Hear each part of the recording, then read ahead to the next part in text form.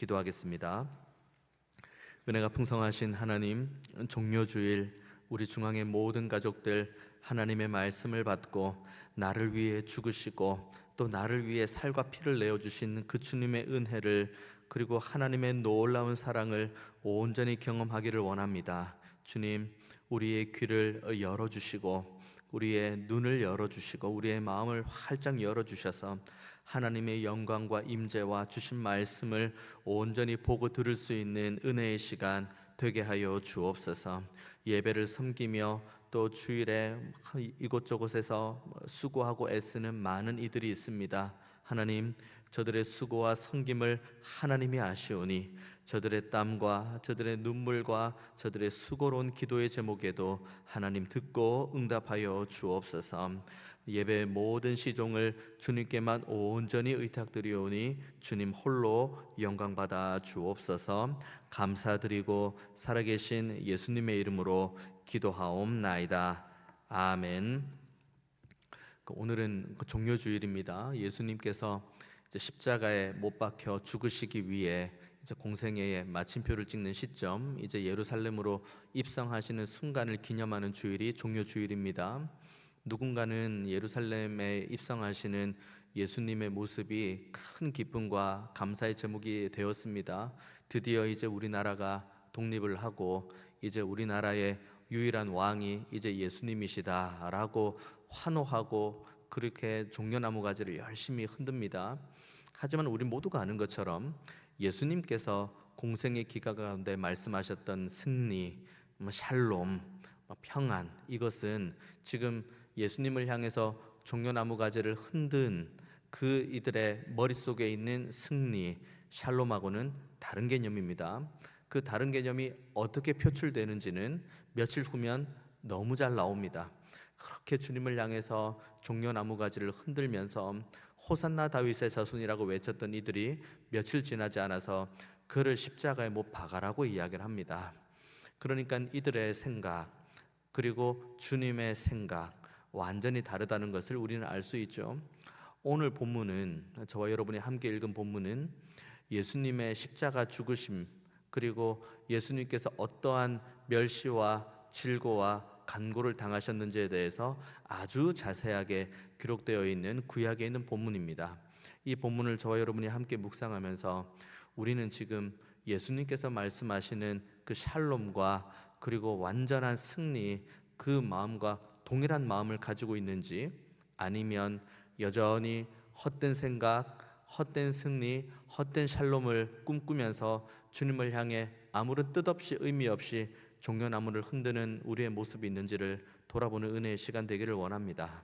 아울러서 우리가 정말 하나님 앞에서 바르게 묵상해야 될 것, 그리고 우리가 바르게 하나님 앞에서 결단해야 될 것이 무엇인지도 함께 오늘 말씀을 통해서 바라보는 저와 여러분 모두가 다 되시기를 원합니다. 오늘 저와 여러분이 읽은 본문을 보면 시작점이 13절 말씀이죠. 13절 위에 보면은 소제목, 여러분의 성경책에도 동일하게 적혀 있을 텐데 소제목을 보면은 고난받는 종이라고 적혀 있습니다. 맞습니다. 고난받는 종에 대해서 이제 이사야가 메시아를 이제 기록을 하는데 고난에 대한 이야기가 쭉 나와야 되는데 13절에 이렇게 이야기가 나옵니다. 보라, 내 종이 형통하리니 받들어 높이 들려서 지극히 존귀하게 되리라 하고 이야기합니다. 분명히 소제목은 고난받는 종에 대한 이야기가 나오는데 그 시작점은 형통하다, 높이 들린다, 존귀하게 된다, 그런 내용들이 나옵니다. 여기서 우리가 유심히 살펴봐야 될 내용은 13절에 보라, 내 종이 형통하리니입니다. 우리는 그 형통이란 이 단어를 들으면 범사가 잘 되고 어려운 일이 하나도 없고, 만약에 이 개념으로 지금 고난받는 종을 우리가 접근하게 되면 우리는 여전히 잘못된 종려나무 가지 흔들고 있는 겁니다. 여기에 있는 보라, 내 종이 형통하리니, 이것을 좀 더 잘 이해하기 위해서는 이 형통이란 단어와 똑같은 단어가 쓰여진 예레미야 23장 5절의 말씀을 보아야 됩니다. 이렇게 기록되어 있습니다. 여호와의 말씀이니라, 보라, 때가 이르리니 내가 다윗에게 한 의로운 가지를 일으킬 것이라. 그가 왕이 되어 지혜롭게 다스리며 세상에서 정의와 공의를 행할 것이다 라고 이렇게 기록되어 있습니다. 여기 예레미야 23장에 나오는 말씀 중에 오늘 본문에 나오는 형통이란 단어와 똑같은 단어가 나오는데 어느 부분이냐면 지혜로 다스린다, 지혜로 통치한다, 이것이 이제 형통하다라는 개념입니다. 그리고 이 지혜는 솔로몬이 하나님께 구했던 지혜와 동일한 지혜입니다. 그러면 이 세 가지 본문을 합쳐봤을 때 여기 나와 있는 이사야 52장 13절에 나와 있는 보라 내 종이 형통하리니라는 이 의미는 여기 있는 메시아, 이제 하나님께서 이 땅 가운데 보내실 메시아가 단순히 그 삶이 형통하다, 범사의 모든 것이 잘 된다, 그런 개념이 아니라 하나님의 말씀이 무엇인지를 밝히 깨달아 아는 자, 그리고 밝히 깨달아 아는 대로 하나님의 말씀을 온전히 순종하는 자, 그것을 의미해서 오늘 본문은 형통하다라고 이야기를 합니다. 그러니까 하나님께서 여기 이사야를 통해서 나오는 말씀, 내 종이 형통하리니 받들어 높이 들려서 지극히 존귀하게 되리라는 이 시작점은, 지극히 높이 들려서 하나님 앞에 나아가는 이 시작점은 다른 것에 있는 것이 아니라 나를 향한 하나님의 말씀이 무엇인지를 이 메시아가 가장 잘 알고 있다는 겁니다. 나를 향하신 아버지의 뜻이 무엇인지, 메시아로서의 사명이 무엇인지, 내가 이 땅에서 무엇을 행해야 되는지 너무 잘 알고 있는 상태가 여기 13절에 나와 있는 보라 내 종이 형통하리니를 의미하는 겁니다. 그러면 그 다음 우리가 질문해야 될 건 그겁니다. 그러면 아버지의 뜻이 무엇인가? 13절에 나와 있는 내 종이 형통하리니, 아버지의 종이 형통하다, 아버지의 종이 하나님의 말씀을 받고 온전히 순종하는 것은 무엇을 의미하는가? 그것이 이제 14절 본문에 나옵니다. 14절에 이렇게 기록되어 있습니다. 전에는 그의 모양이 타인보다 상하였고 그의 모습이 사람들보다 상하였으므로 많은 사람이 그에 대하여 놀랐다라고 이야기를 합니다. 14절 보면은 그 비슷한 맥락이 나오는 것처럼 보입니다. 그의 모양이 타인보다 상하였다, 그리고 그의 모습이 사람들보다 상하였다. 그러니까 이 본문을 보면서 아니 왜 이렇게 같은 말을 이렇게 반복을 하나 싶을 수 있지만, 히브리 원어로 보면은 14절에 처음 나와 있는 그의 모양이라는 이 모양과 그리고 중간에 나와 있는 그의 모습이라는 이 모습은 다른 단어입니다. 쉽게 이야기를 하면 모양은, 그러니까 처음 14절 초반부에 나오는 전에는 그의 모양이 타인보다 상하였다는 이 모양은 사람의 모습, 그러니까 이 겉으로 드러나는 모습, 이 모습이 상처를 받았다. 그러니까 어떤 그 외부적인 압력으로 인해서 그 겉에 이제 내 모습이 상처를 받았다는 것을 의미하는 것이 그의 모양이 타인보다 상하였다는 걸 의미하는 것이고, 뒤에 나와 있는 그의 모습이 사람들보다 상하였다는 이 모습은 겉으로 드러난 사람의 모습, 그러니까 피부적인 모습이 아니라 그 사람이 가지고 있는 정체성의 문제입니다. 그러니까 인간성의 문제입니다. 그러니까 이 본문을 가지고 이 두 개를 기록한 다음에 어떤 사람이 어떤 책에 이렇게 기록을 했더라고요. 그는 심각한 고난으로 외모, 외형에도 큰 상처를 입었고 인간의 존재, 정체성 자체에도 큰 상처를 입은 존재이다 라는 것을 의미합니다. 그러니까 이 종, 형통하다고 하는 종, 하나님의 말씀에 온전하게 순종하는 이 종이 어떻게 하나님 앞에 고난을 받으면서까지 순종을 하냐면 자신의 겉모습이 상할 뿐만 아니라 자신의 존재 정체성마저도 심각한 훼손을 당하고 있다는 것을 오늘 본문이 말해주고 있습니다. 신약으로 한번 넘어와 볼까요? 십자가형까지 가는 길을 보면은 이 대목을 너무 잘 이해할 수 있습니다.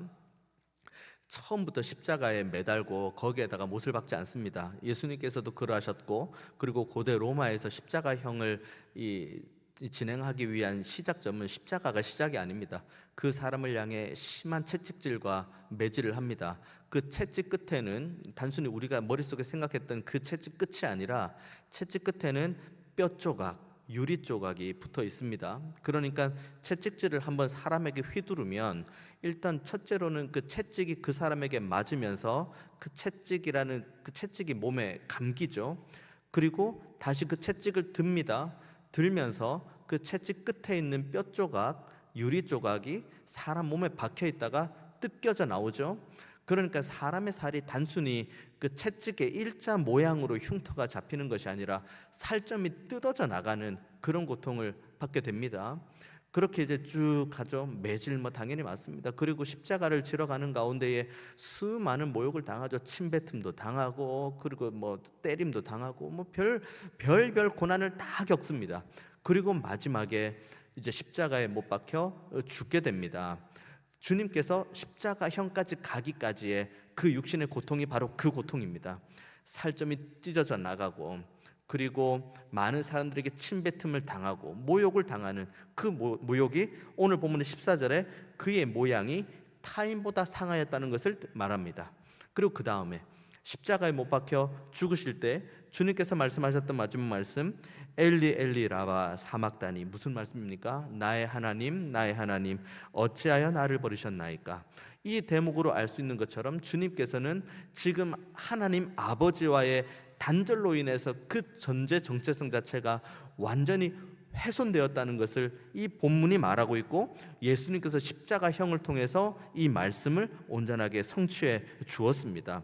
결국은 14절에 있는 말씀은 예수님께서 십자가에 못 박혀 죽으신 일련의 과정, 채찍 맞고 침 맞고 그리고 매 맞고 십자가의 고통을 당하시고 거기에 마지막에 숨을 거두시면서 엘리 엘리 라바 사박단이라고 하면서 이 14절의 말씀, 전에는 그의 모양이 타인보다 상하였다, 그의 이 겉으로 드러나는 모습에 상처받았다, 그리고 그의 모습이 사람들보다 상하였다, 그의 존재 정체성 자체가 완전히 무너졌다.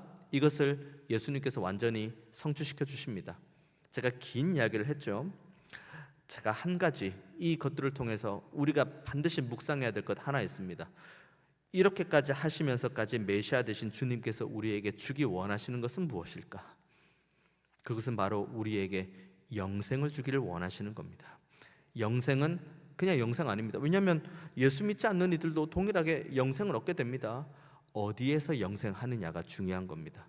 주님께서 이렇게 십자가에 못 박혀 죽으시면서 그의 겉모습도 상하고 그의 존재 정체성마저 완전히 훼손된 상태에서 마저 엘리 엘리 라바 사박단이라고 하나님 앞에 외쳐 부르짖으면서까지 우리에게 주기를 원하시는 것은 하나님 나라에서 영원히 살아갈 수 있는 생명, 그리고 이 모든 것들을 통해서 우리에게 다시 한번 보여주기 원하시는 것은 하나님의 사랑입니다. 그렇기 때문에 로마서의 말씀을 보면 그 어떠한 것도 하나님의 사랑에서 끊을 수 없다고 말씀하시는 이유는 바로 이 대목에 있는 겁니다.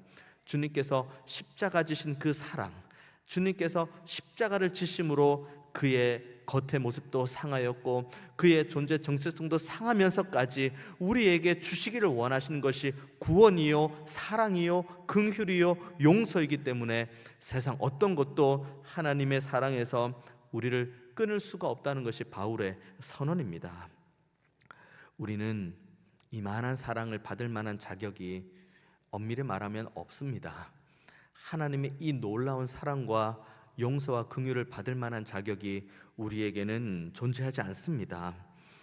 그럼에도 불구하고 하나님께서는 자격 없는 우리, 가치 없는 우리, 이 하나님의 사랑과 은혜와 자비와 긍휼을 받을 만한 어떠한 자격도 없는 우리를 위해서 이 땅에 독생자 외아들을 보내셨고, 독생자 외아들은 오늘 본문 13절과 14절에 나와 있는 이 말씀을 온전하게 그의 모든 생애를 통해서 순종하시는 모습을 보여주셨습니다. 그런데 이 가운데에 우리의 여전한 현실이 어쩌면 3절과도 같은 모습은 아닌지 돌아보아야 됩니다. 53장 3절이죠.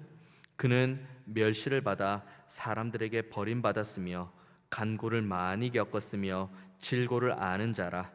마치 사람들이 그에게서 얼굴을 가리는 것 같이 멸시를 당하였고 우리도 그를 귀히 여기지 않았다.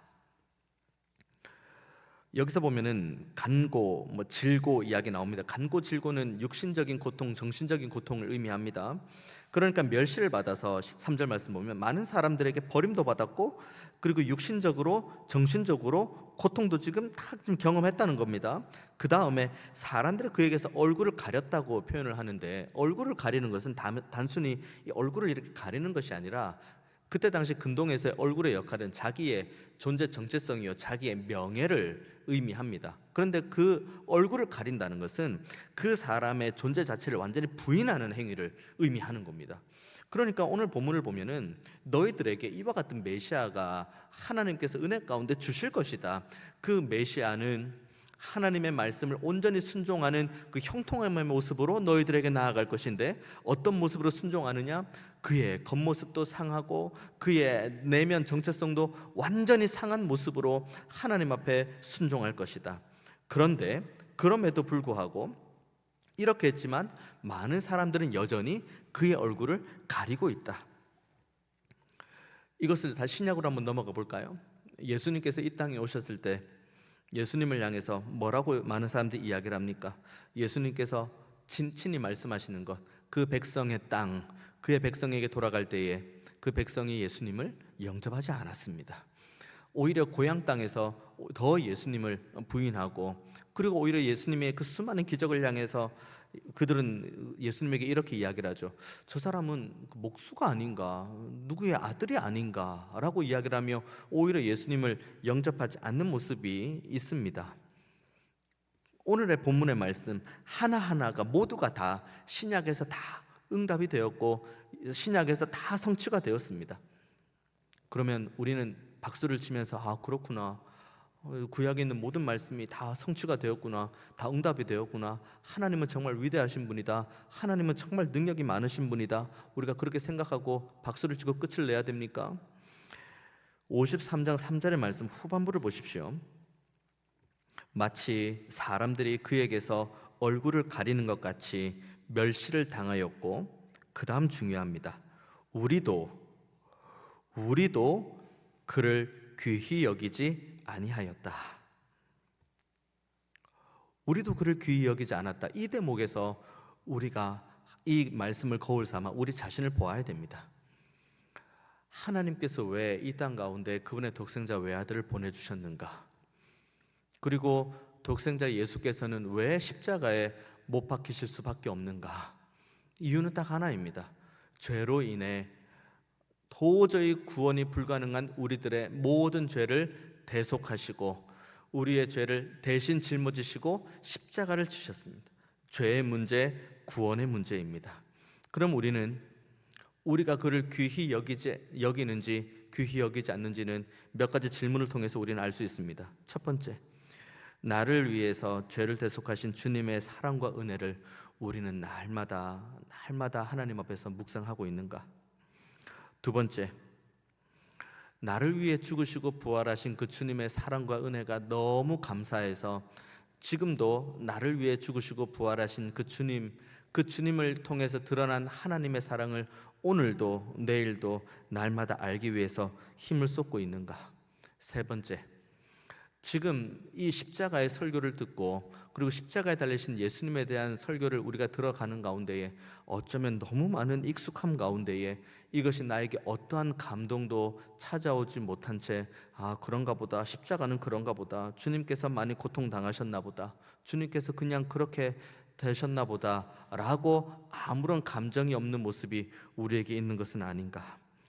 이 세 가지 질문을 우리 스스로에게 던져볼 때에 어쩌면 53장 3절의 말씀, 멸시도 받게 하고 십자가에 못 박는 동안 채찍질도 하고 그리고 매질도 하고 침을 뱉고 나는 그런 적이 없는데요, 나는 주님을 향해서 매질도 한 적도 없고 난 주님을 향해 침을 뱉은 적도 없고 내가 주님을 향해 채찍질을 한 적도 없고 내가 주님께 나 대신 십자가 져달라고 제가 말한 적도 없고 내가 주님을 날마다 십자가에 못 박은 적도 없는데요 라고 우리가 말할 수 있을지는 모르겠습니다만은, 제가 방금 드렸던 세 가지 질문, 내 죄에 대한 하나님의 사랑과 은혜를 날마다 묵상하는가? 하나님 아는 지식을 알기 위해 날마다 몸부림을 치는가?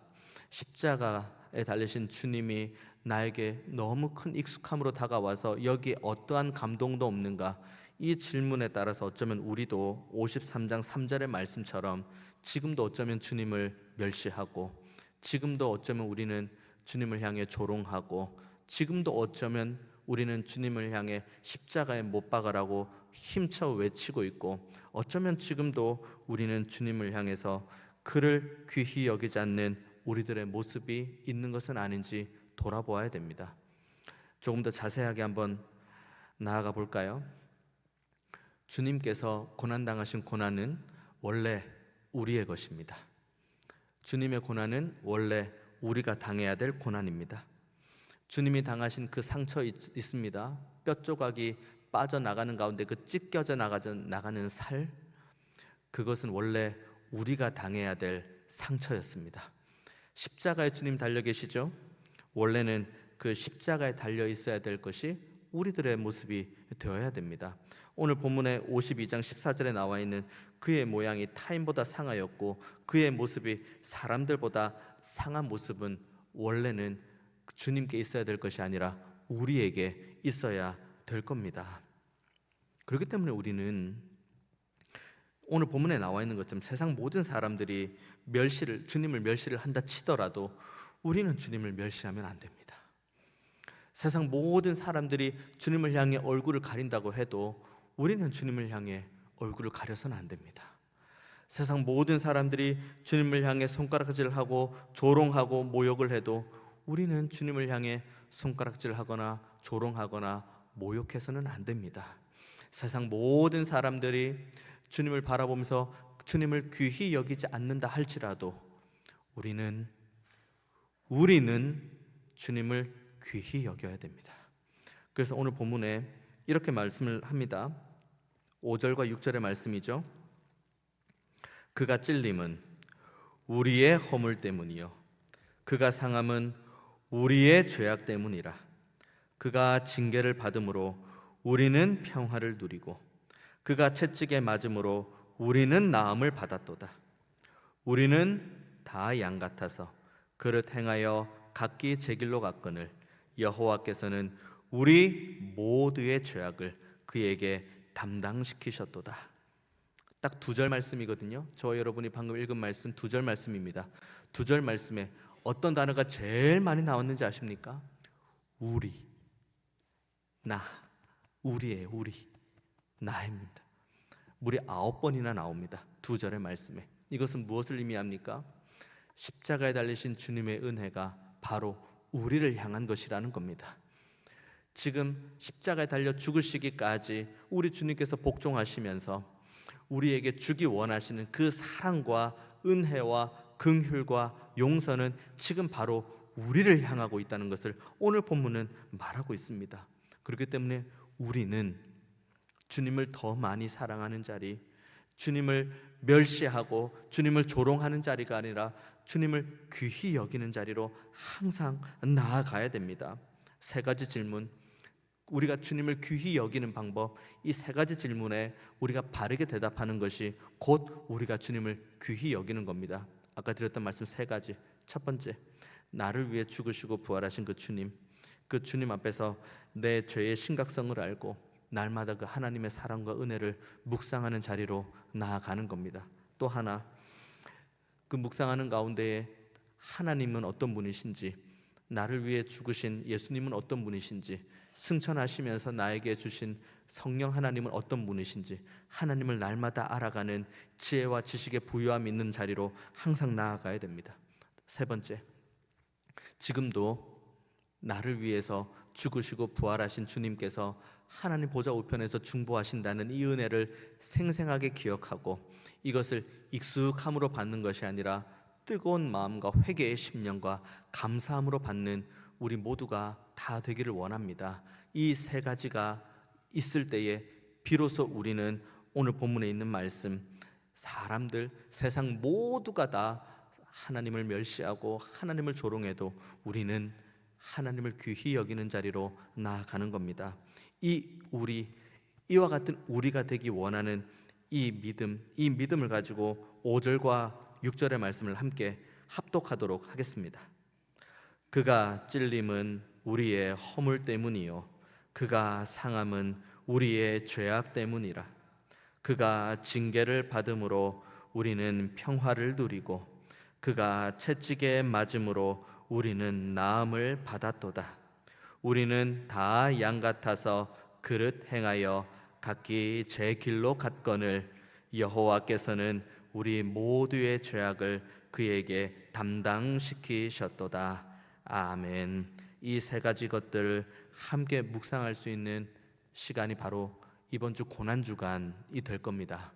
특별히 고난주간에 우리는 특별 새벽기도회로 함께 모입니다. 특세 시간 가운데에 함께 갈라디아서 말씀을 묵상하고 통독하면서 정말 이 말씀, 그리고 우리가 결단하겠다고 하는 이 세 가지를 우리가 기도하며, 그리고 고난주간을 은혜 가운데 보내며 결단하면서 나를 위해 죽으시고 나를 위해 부활하신 그 주님을 더 많이 믿고 더 많이 사랑하고 더 많이 의지하는 자리로 나아가는 우리 중앙의 모든 가족들 다 되시기를 주님의 이름으로 축원드리겠습니다.